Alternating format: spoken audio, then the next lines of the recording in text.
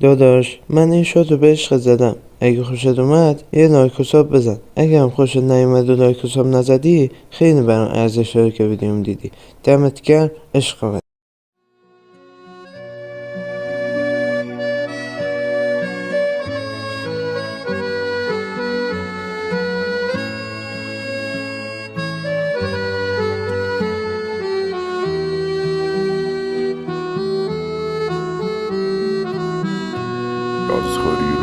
از آسمون ستاره میچینه، مش سرش گرم، خورشید و نمیبینه، دوست برد تاریک شدم جا با یه بغض پر، گفت یه چیزایی اون تو هست که نمیبینه دکتر، مثل برفی که نمیشینه ذوب شد، یادش اومد باش جلوی شیرینش سوز شد، فرهادی که کوه کند یه دیگه بوم شد، پر شد دینامی تو نتره که بغض شد، نشست تو گلوم درگیرشم، بد کس کرد تو سرمای سنگین بهمن، انگار آخرین زخمی جنگن سرباز تو سکوت غمگین سنگر، گاهی سیاهی لبریز قلبم، شاید بگی درست میشه از دید من، نه گفت تو ساعتهای رنگین قبلم، یه دستیر سر و یه دستیر فندک، آتیش میکشم اینم صدای روکو که صاف از من کشید به خنده های تو بود، درد تو رگای پاره شده و شک، اینمه رو کشید و دید تازه شده دو پکه های سکوت تو شبهای من، دلیل روشن بودن شمعای شهر، خندم توی اشکای من، فقط ببخش اگه گاهی میخوام تنها بشم.